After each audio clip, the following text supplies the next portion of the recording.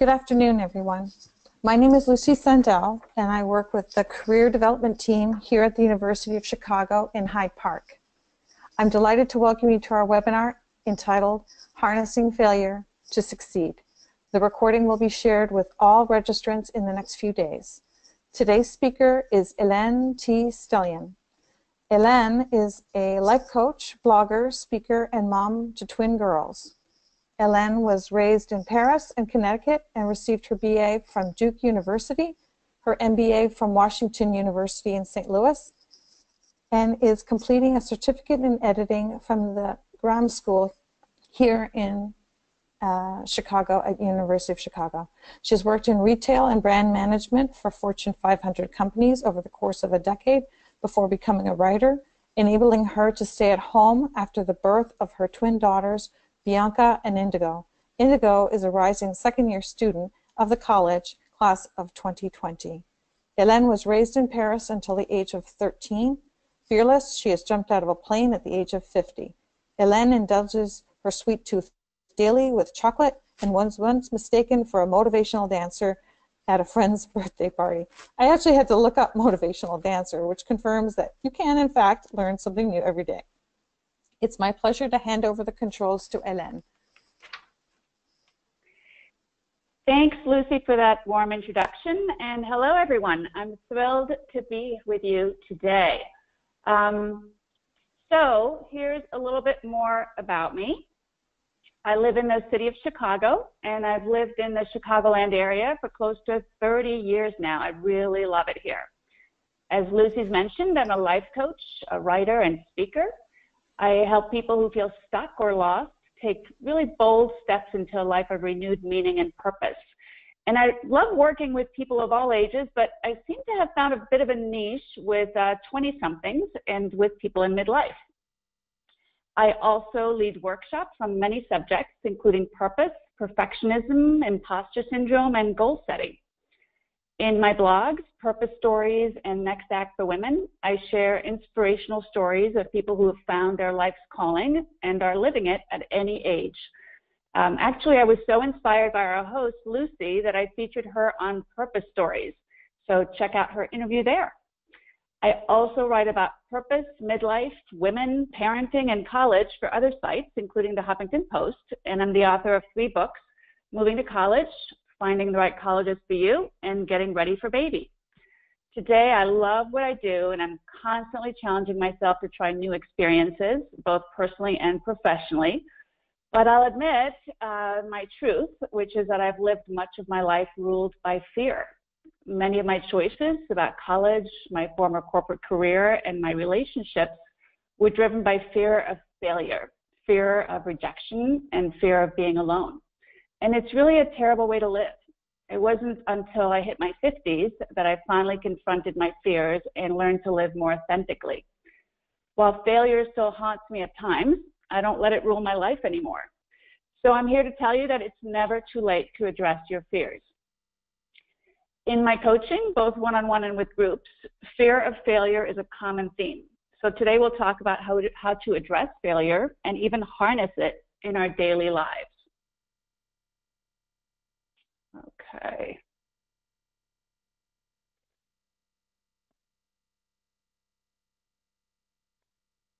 So here's what we'll talk about today. How do we define failure? How do we learn from failure? How do we learn to fear failure? We'll unpack the 5 benefits of failure, and then we'll talk about 5 steps to failing more and better. I don't know why my screen keeps doing this. So let's think about failure. When you think about the word failure, what words come to mind? Most dictionaries are going to give rather boring definitions centered around lack of success. We think of failure as negative, as causing pain and regret, as proof that we're not competent or good enough in some way.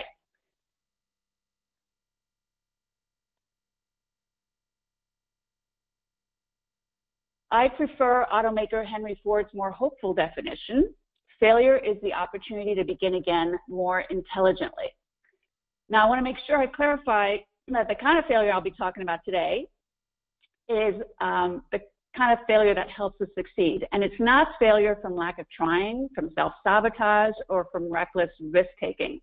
We're talking about failure when you're trying your best and you're still falling on your face. Okay. So the truth is, when you think about it, failure is necessary. It's life's great teacher. Think of toddlers learning to walk. The more they practice and fail, the better they get. Or young children learning to ride a bike. They have to fall down and fail many times before they get the hang of it. Trial and error, that's how we learn. And the most successful people fail all the time. Thomas Edison's teacher said he was too stupid to learn anything. He was fired from 2 jobs for not being productive enough. But he's also the greatest innovator of all time with 1,093 US patents to his name, including the phonograph and motion picture camera. When he famously failed nearly 10,000 times to create a commercially viable electric light bulb, he learned each time until he achieved success. J.K. Rowling was divorced, jobless, on welfare, and with a dependent child when she penned Harry Potter. She was rejected by a dozen publishers before a small one, Bloomsbury, accepted it and gave her a very small advance, with a first printing of only 1,000 copies. She has now sold more than 400 million copies of her books and is considered to be the most successful author in the UK. Oops, sorry, going back. Michael Jordan didn't make the varsity basketball team as a sophomore in high school. He would become a professional basketball player at 21, and he's famous for saying, "I've missed more than 9,000 shots in my career. I've lost almost 300 games. 26 times I've been trusted to take the game-winning shot and miss. I've failed over and over again in my life, and that's why I succeed." And there are so many more, like Henry Ford and Walt Disney, Albert Einstein and Babe Ruth, who learned from failure and became huge successes. So next time you fail, remember that you're in great company. Of course, even though failure is a great way to learn, it feels really bad. And as we grow up, we learn that success is what's to be celebrated. In school, we get grades that don't distinguish between failure out of laziness versus failure despite hard work. We get praised for the outcome rather than the effort. Our society reveres success stories and makes fun of epic mistakes. So we learn that failure is bad, and it feels bad. The end result? We become afraid of failure.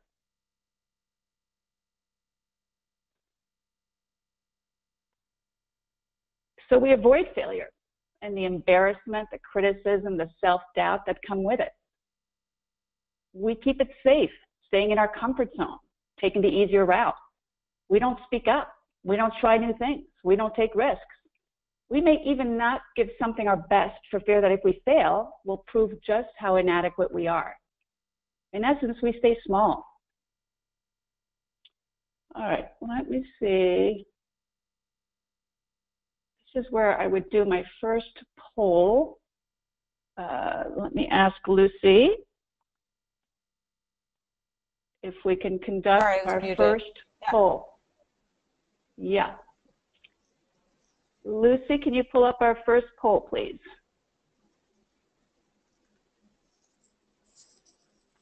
So here's our first poll. What's the price you're paying for your fear of failure? And we'll ask you to select one of the following. We'd love to see what you all feel is the biggest price you're paying.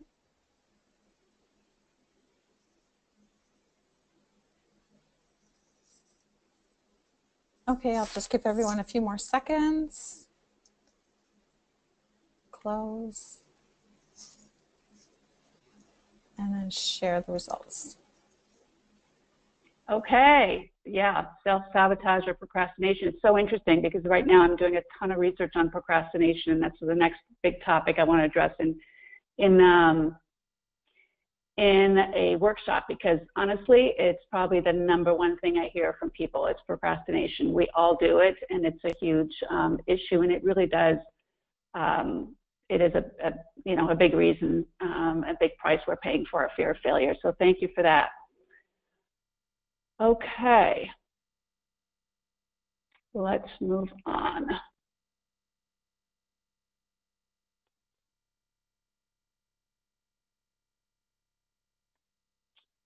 So when we do experience failure, we also tend to handle it poorly. Some of us don't take ownership. We blame other people or external circumstances. Some of us turn the blame on ourselves. We beat ourselves up. We label ourselves a failure. Some of us go into denial, where we bury our heads in the sand, kind of forget about the failure. And these reactions aren't helpful. They actually prevent us from evaluating our mistakes and from learning from our failures. So Lucy, let's put up our second poll.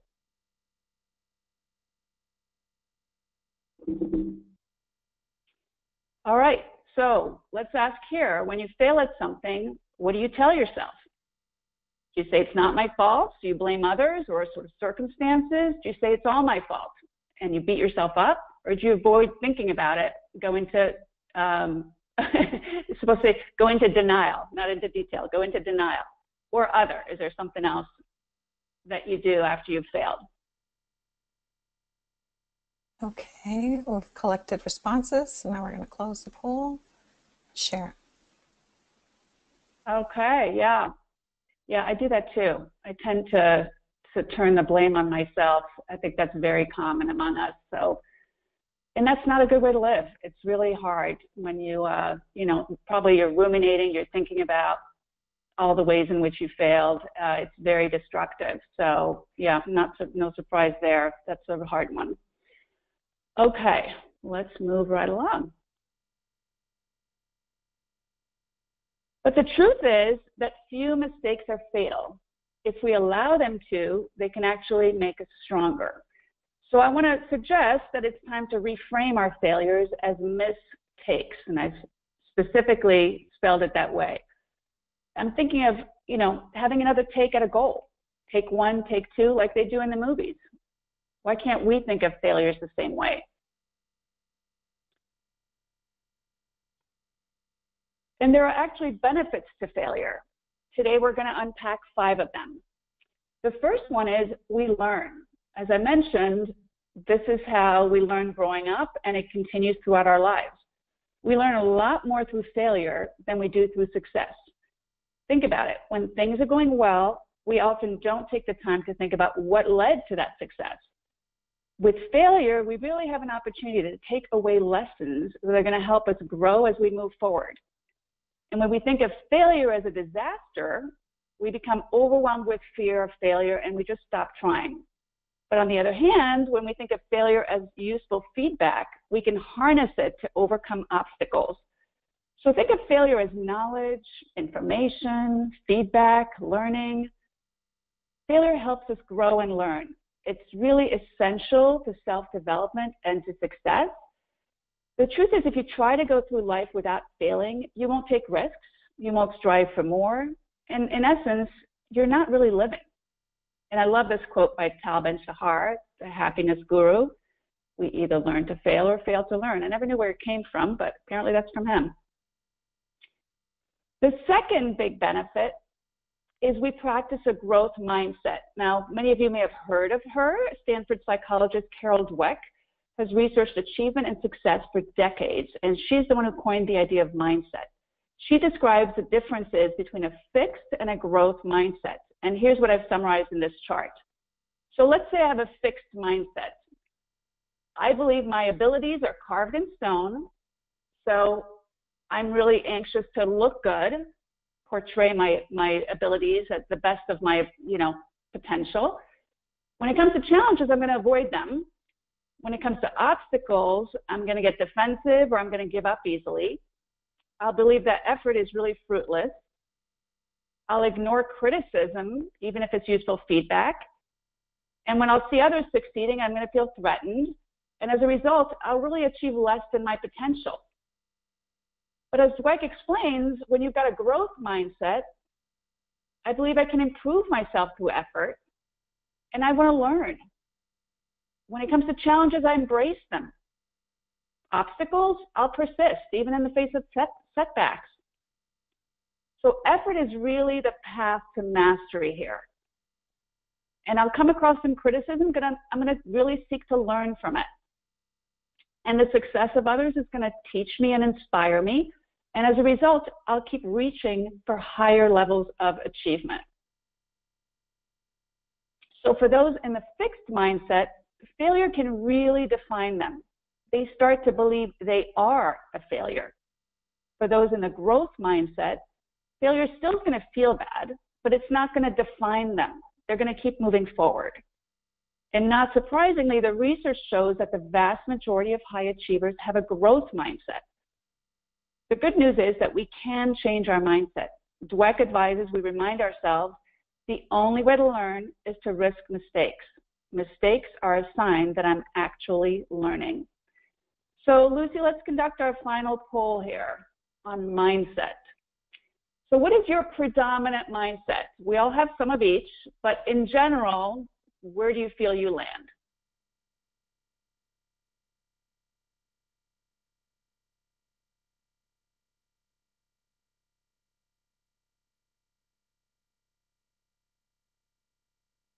Okay, I'm going to close the poll.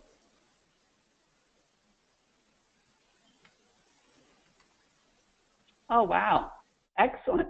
Well, we have a very enlightened group with us today. In Carol Dweck's research, results usually end up being about 40% for fixed, 40% for growth, and 20% in the other or not sure category.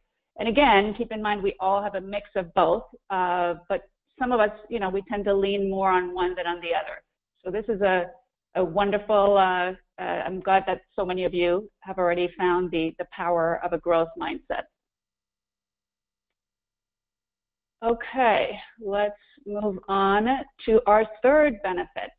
How else do we benefit from failure? We become more resilient because every time we fail, we get a little more used to it. We learn the world's not going to end when we make a mistake. We learn we can handle setbacks and keep moving forward. And then we understand that success is going to take hard work and may take many tries. And with more realistic expectations, we're not crushed when things don't go our way. Our fourth benefit is we deepen our relationships. Through failure, we demonstrate our shared humanity. We come to terms with our flaws. We're able to let go of the perfectionism that holds so many of us back. We also demonstrate more self-compassion. Because we've struggled and we've failed, we develop empathy for others who have also experienced setbacks. We become more approachable, more understanding, more generous, and more forgiving. In these ways, failure helps us develop deeper connections. Think about it. Would you rather hang out with someone who's always succeeded in everything they do, or at least talks that way, or someone who's screwed up and can commiserate with you and encourage you through your struggles? And finally, the fifth benefit is that we improve our odds of success. So innovation requires experimentation, trial and error, risk-taking. In the process, we need to be willing to fail. So what counts is not the failure, but what we do with it, how we build on our learning. Every time we fail in the pursuit of an idea or a goal, we gain valuable insights and firsthand experience. What worked? What didn't work? What direction makes sense now? One path closes, but another opens. This learning makes us stronger, keeps us going, shows us the way, and brings us closer and closer to our goals. So I don't know if you knew this, I find it fascinating that in Silicon Valley's culture, which is, as you know, home to the likes of Facebook, Apple, and Google, strongly encourages failure. They live by the mantra, fail fast, fail often. They even have an annual conference called FailCon that takes place in over a dozen cities on 6 continents. They bill themselves as, quote, a conference for startup founders to learn from and prepare for failure so they can iterate and grow fast. Now, I don't know about you, but I love that. I think that's just a wonderful way to think about failure and success. All right. So we've looked at 5 ways in which failure benefits us. So rather than talk about avoiding failure, let's talk about how we can maximize the benefits of failure to achieve more success. In essence, how can we fail more and better? Today, I'll take you through 5 steps to do just that. All right. First, we need to embrace failure as a critical part of success. So I suggest we reframe failure and success. We've discussed how much we learn from failure, how essential it is to success. That willingness to fail is what separates high achievers from the rest of us. They view failure as a temporary setback, an opportunity to learn. So I'd like to propose that you rethink failure in terms of useful feedback and experience, in one word, as learning. We've also talked about how success is very often dependent on how we respond to failure. So I suggest we think of success as a combination of failure, or learning, and grit, or perseverance. It's learning from failure and moving forward informed by that new feedback. So when I give this talk as a workshop, we do interactive exercises and discuss our results. And today, of course, while our webinar doesn't lend itself to the same structure, I'm going to suggest some exercises you may wish to jot down and do on your own time. So here's the first one. Think of a time when you failed. It could be in school, work, in a relationship, in wellness, sports, parenting, you name it. Sometimes it helps to think of a time when you were most embarrassed, ashamed, or full of regret. And then ask yourself, what did you learn from the experience? And have you applied those lessons, and if so, how? So I'll share a personal example. I remember a speech I gave to my division when I worked in corporate America. I practiced and practiced to such an extent I knew the speech cold by heart. So I went up on stage in front of 100 people without any notes. Well, I was a novice at public speaking in my 20s, and I did not account for the nerves I'd experienced once I was actually in front of an audience. About halfway through, I just froze. I had no clue what the next point was that I wanted to make. I had to literally walk to my seat while everyone was watching, get my notes, and walk back. Of course, I was totally mortified, but I did learn some important lessons. I learned I need to rehearse in front of an audience and never present without notes or some reminder, little index cards at arm's reach. And while I'm still working on my presentation skills, with every workshop and speech I give, I haven't frozen up since. So that's a personal example of a failure and how I learned from it. Okay, now I love this concept. This is from the book Fail Fast, Fail Often. The authors recommend we think about anything we'd like to succeed at in terms of how we must first fail. So for instance, if I want to be a great musician, I must first play a lot of bad music. If I want to become a successful business person who makes shrewd decisions, I must first spend time making bad business decisions. If I want to write a novel, I must first write bad fiction, et cetera, et cetera. You get the idea. Most of us are not born with natural ability. And even if we have an aptitude, putting it to use takes dedicated practice, which is bound to include failure. So ask yourself, what could you say to yourself about something you're trying to accomplish in your life? Here's what I could say about my public speaking. If I want to become an expert speaker, I must first be a mediocre one. All right, moving on to step 2. We've now reframed failure as success, and we understand how we learn from it. The second step is to confront your fear of failure. If fear is keeping you stuck and not allowing you to move forward on a goal, ask yourself, what's the absolute worst thing that could happen? And next you ask, how realistic is this scenario? Then you'll say, how can I lessen its likelihood? Have I taken all preventive measures to minimize the risk of it happening? And next, you come up with a plan of action should the worst case scenario actually happen, despite your preventive measures. What would you do? Where would you get help? What personal strengths and experiences would you pull on? Figure out how you would learn and grow and move forward despite the failure. And then you move on to the next worst thing that could happen and go through the same questions and so on. And you do this for any and all fears that come up for you around this goal that you have that you're not able to move forward around because of failure. Very often, the anticipation of failure is worse than the actual failure. So naming your fears and preparing for the worst is a powerful way to diffuse those fears. It allows you to regain some control and feel more confident moving forward. So your next exercise will be to ask yourself, what's something you'd like to do, but you're stuck because of fear of failure? Go through these questions and write down your answers. I'm going to give you an example from a client of mine, we'll call her Susan, who worked in sales for a small company. Susan felt underpaid relative to the business she brought in and had not received a raise in 2 years. Still, she was afraid of approaching the owner about a pay raise. When she tried before, he told her money was tight. So I asked, what's the worst thing that could happen if you approach him?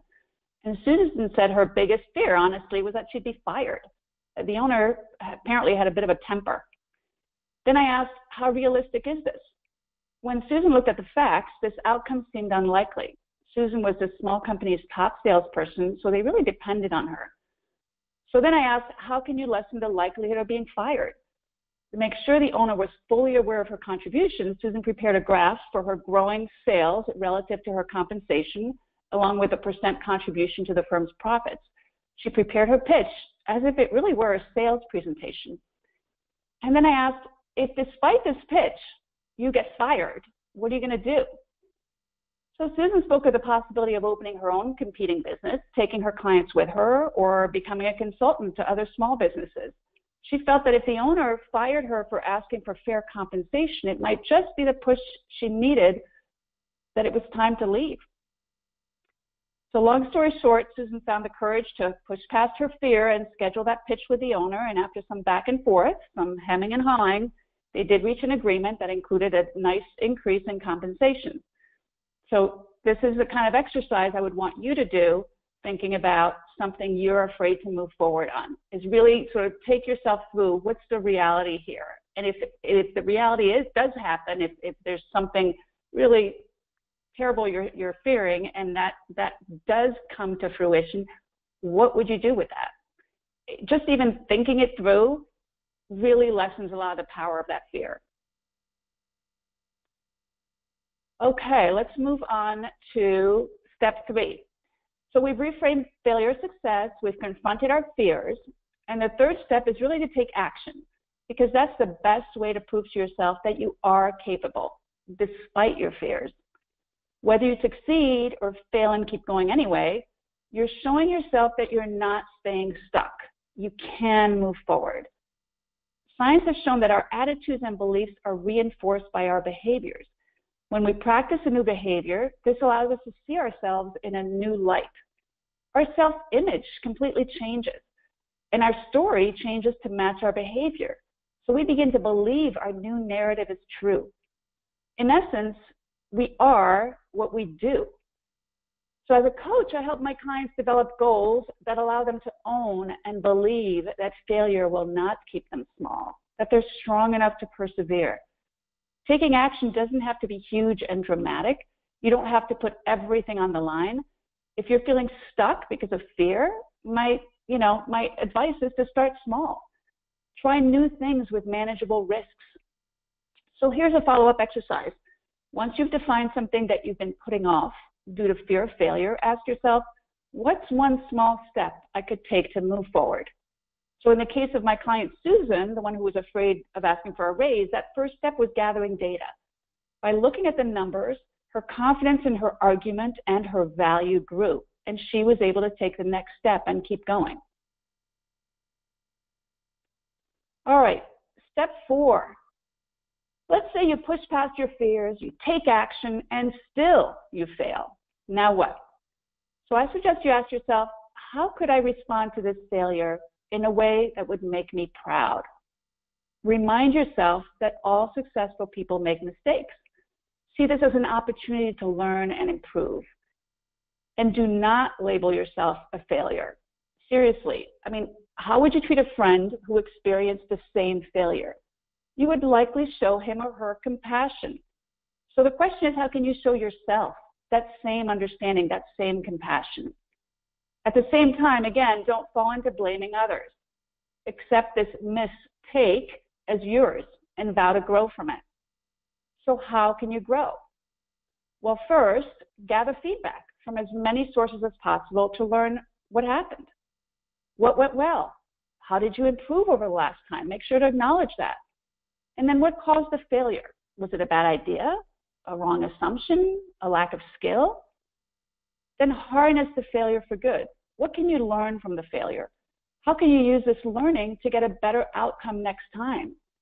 How do you need to revamp your plan of action with this new learning?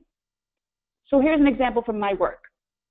I remember the first workshop I gave. This was before I used PowerPoint, so I'd bought an easel and a large paper pad, and I'd taken great pains to handwrite my slides on paper. Despite my best marketing efforts, I got only 2 attendees.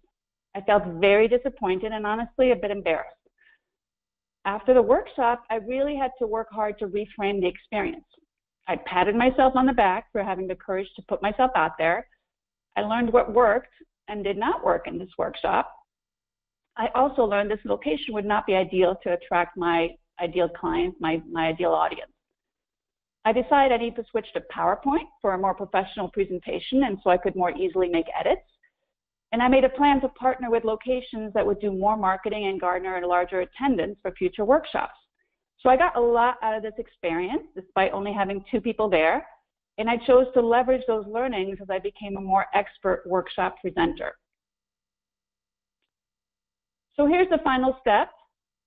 I urge you to make a practice out of failure.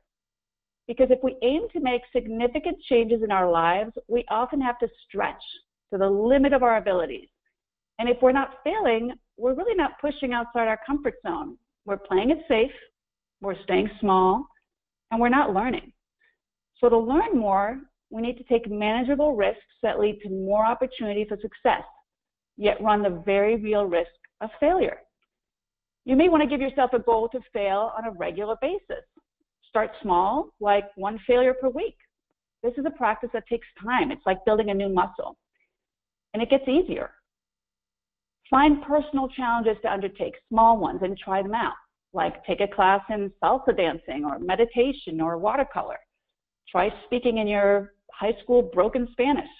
Go jogging for the first time in years. Play a new board game. Then when you fail, congratulate yourself for having demonstrated courage by taking a risk and celebrate achieving your weekly failure goal. Think of each failure as a chance to learn and grow. So ask yourself, how can I make a practice out of failure? I personally have done this by trying new things, ones I haven't done before and I'm not likely to be good at least not right away. Recently, I've taken classes in meditation and calligraphy, and I've tried my hand at more complex cooking recipes. It's really good to be a novice. And I highly recommend meetups and Dabble as great ways to explore new skills and experiences. There are a ton of great classes and groups meeting in Chicago and really in cities all around the US and I think even internationally. So allow yourself to practice being a novice and maybe even failing. All right, so let's review the 5 steps to using failure in order to succeed. Number 1, reframe how you define failure and success. Think of failure as a learning. Number 2, confront your fear of failure. What's the worst thing that can happen and how will you grow from it if it does happen? Number 3, take action. Show yourself through baby steps that you can move forward despite your fears. Number 4, make the most of your mistakes. Grow from your failures by evaluating them and revamping your plans with that new feedback. And number 5, make a practice out of failure. Set a weekly goal to take manageable risks that may very well end up in failure. Failure is a skill that needs practice. Become good at it, and you'll maximize your learning and growing and your chance at success. So I love to give recommendations for further learning. And if you're interested in learning more about the subject of failure and success, here are my favorite books on the topic. They each approach the subject from very different perspectives, and I find the research in this area fascinating. And if you're looking for more tools, many of these books offer effective exercises for personal growth. And that's it from me. I really appreciate you all attending today, and thank you so much to Lucy for inviting me. I'm happy to take questions now. I'm also happy to continue the conversation after this session. So please feel free to reach out in any of these ways that you see here to find me. Lucy, are there any questions? No, not yet. I'm sure people are going to start frequently. Okay, here we go. There's somebody also recommended an author and coach of several books on the same issues. And the address is margiewarrell.com. I'm going to send it to all. Oh, great. Fascinating topic. Thank you, somebody wrote. Oh, you're welcome. Yeah. It's a favorite because it's a huge issue for so many of us. I think what was so cool about it, too, was that, you know, when you first hear it, harnessing failure, it's almost scary, but I love it. I think that's it's really a great topic. Yeah, I think it's so important to be able to, you know, it's all about how you look at something. So in a lot of the coaching work and a lot of psychology is all about changing the lens with which you see things. You know, what are you looking through? A lens, a negative lens, or are you looking through, okay, how can I make an opportunity out of this? How can I make the most of something? And that's true for a lot of different areas of our lives. And certainly when it comes to failure, it's just got such a negative connotation. And like I said, it's not going to feel good, but, you know, how can I use it? How can I use that experience, that learning to, you know, to grow as a person and to improve and to do better next time? So it's just all about how, you know, what perspective you take, how you look at things. Great. Somebody asked if you could go back to the slide that has the resources for a minute. I just want to let everybody know it's going to be a recording, so you'll be able to watch this again. Yes, let me find that. Where's my cursor? And I do have questions that popped up, which is great. Whoops, sorry. I'm out of my, now you get to see my. That's cool. All right. So I'm going to have to go through my slides. Yeah, no, there's some, I'm sorry, what was the next thing you said after the, did you have was there a question? Oh, there we go. Oops. There it is. There we go. Yes, there are more questions. Someone's son is failing in class. How should she begin to speak about it? He's about 17 and knows everything. What salient points do you start with based on what you shared? So it sounds like this is somebody in 17 in high school who's failing a class. Sounds like it. Yeah. Yeah, so, you know, obviously there's a lot going on and there's a lot to be learned from failing the class. So it could be one of those examples, you know, when I ask people to share examples of a failure and what they learned from it, one of the examples is often I failed a class in high school or in college. So it can be a great opportunity for self-discovery and for learning to actually fail the class. But obviously, if it's still early on in the year and the person you know, there's still a lot you can do. It's where he hasn't failed the class yet. He's just not, sounds like, I'm assuming it's just the beginning of the year.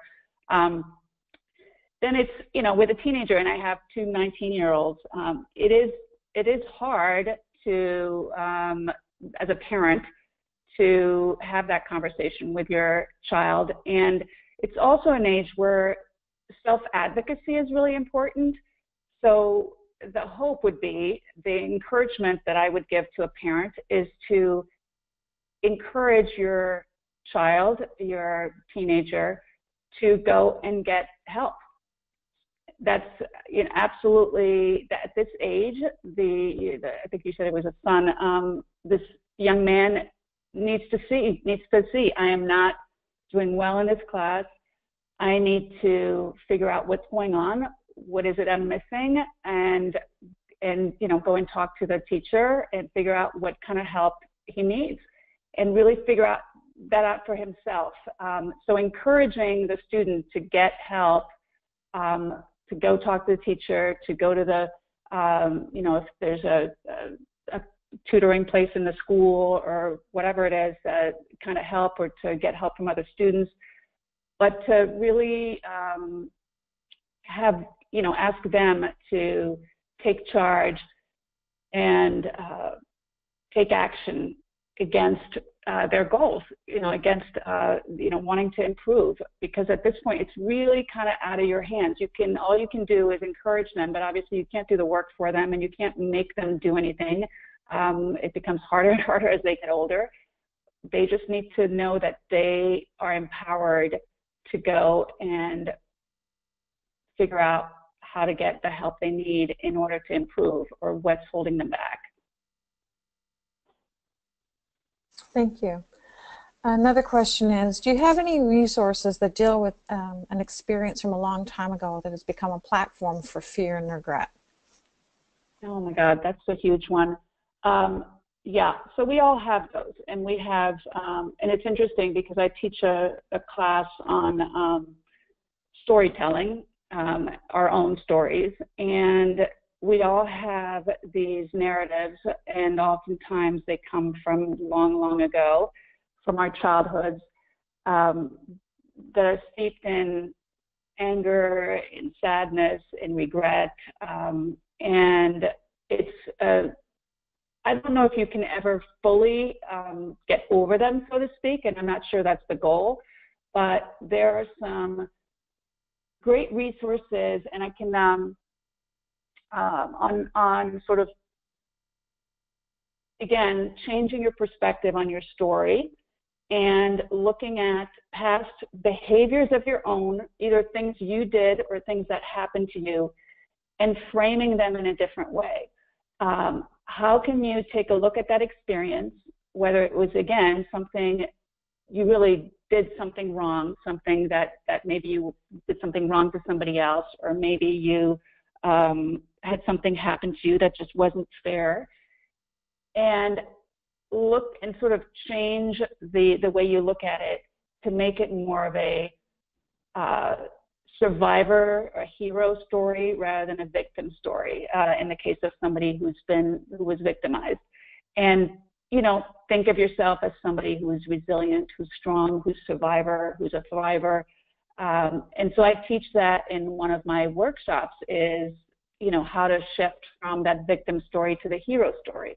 And in the case of, something that you've done that you have huge regret over, it's all about self-compassion in my mind. It's about understanding where you were in your life at that point in time, what was going on for you, understanding why you might have behaved that way, and forgiving yourself, and if need be, asking for forgiveness from the other person as well, of course, but just having some compassion for your humanity. And, we all have things we've done that we regret, and being able to look at those and say, boy, this is what was going on in my life at the time, or I didn't know any better, or this is not, this is the way I was taught, or not giving yourself excuses. It's just really coming from a place of understanding and forgiveness and compassion, and allowing yourself to own that mistake, and be able to move forward and not stay stuck in it, because that's the kind of thing that absolutely can stop you in your tracks and can stop you from moving forward if you just keep staying stuck in that story of either blaming others or blaming yourself, anger toward others, or beating yourself up. Those are classic scenarios from the past that can really hinder our personal growth. Great. I think we have time for one or perhaps two more questions. A person wrote, "Thank you for your presentation. Really very nice. Great insights." She wonders if there's a point at which one should just be fine with cutting their losses and not trying again. Well, right. So, let's say you tried and tried and tried, and you're still failing and failing and failing, right? Well, so the question becomes, are you trying the same way, or are you really, learning and trying something different the next time? So obviously, if you keep doing things the same way and falling flat on your face, you're not really improving what you're doing, and you're not really giving yourself the best chance of success, right? So, but let's say you have made improvements, you've learned, you've done all the things I've said in here to do better next time, and maybe you've seen slight incremental changes, but not huge changes.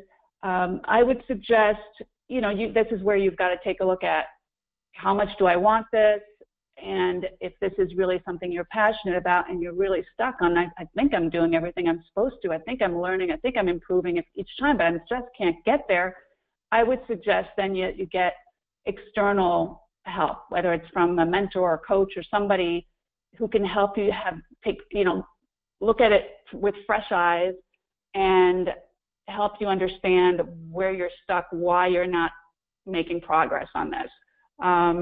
Because, we all get very tunnel vision and we think we're doing everything in our power to improve or do the best work, but sometimes it's just hard to see from when we're so close to it. So having a fresh set of eyes from the outside can be a big help.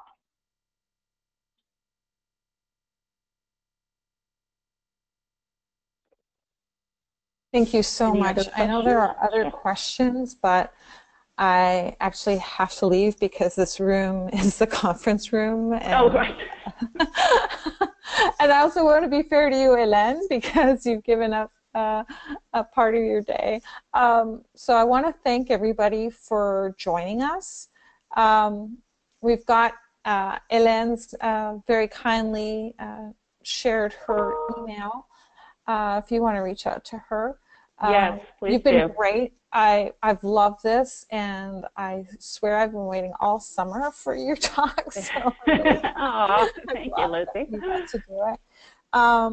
And I just wanted to let people know that in October we have 2 more webinars. October 12th, we're going to talk about working with difficult people, which a friend of mine in the office said, if you've never worked with a difficult person, then you're the difficult person.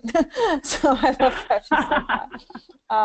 But that should be fun and informative. And on the 24th, we'll be speaking with an alum who works with artificial intelligence. So I think that's a cool topic. And just in the last few seconds, November is Career Month. I'm planning 16 webinars on different themes. The first theme is career transitions, the second one is job skills, and the third one is industries. So I hope that most of you can make at least some of them. But again, thank you so much for participating, and thank you, Hélène. It was great. I loved listening to you. Oh, you're so welcome. I loved being with you. Thank you, everyone, for coming, and I hope you will reach out and would love to hear from you. Okay. Bye, everyone. Have a good rest of the day. Bye-bye.